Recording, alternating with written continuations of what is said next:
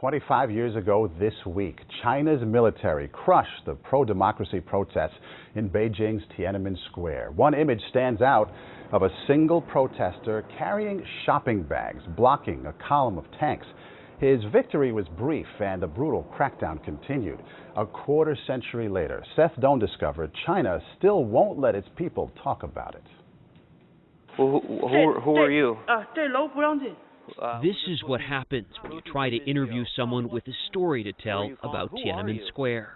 Why are you stopping me? This woman would not identify herself, but called police as soon as we arrived outside the Beijing apartment of activist Yo Weijie.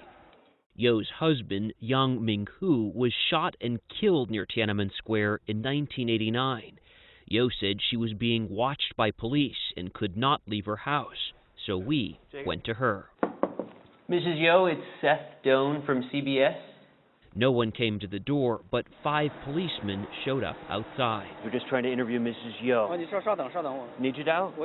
Ms. Yo?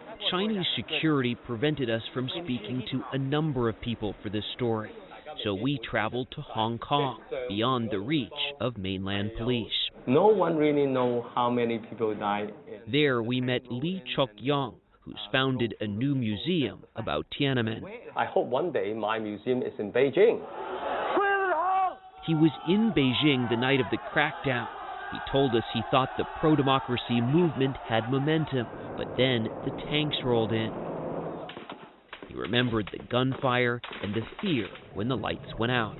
That's the darkest point of my life, when the whole Tiananmen Square lights was, switched off. When did you realize that there had indeed been this massacre? In the morning, actually, when the light come up, you can see body already being, transported to the hospital. 25 years later, Lee's museum is waging a new protest against the erasing of history. In China, no one allowed to discuss about June 4th. Parents do not talk to their children about that. So there's a vacuum there.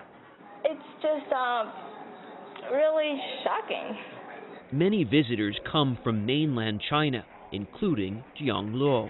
I didn't know about it when I was middle school, high school, because it wasn't really mentioned in the textbook. Why is this issue, this historical event, so sensitive 25 years later? Yeah, that's exactly the question I want to ask the Communist Party. Why are you so afraid? Today's communist government is afraid of what Lee says is simply an historical truth. Maurice, this is a city on lockdown. We've seen security beefed up across Beijing and certainly at its center in Tiananmen Square. Our own Chinese colleagues have come under pressure from authorities. This is an anniversary they do not want to remember. Seth Doane, 25 years later in Beijing. Thank you so much.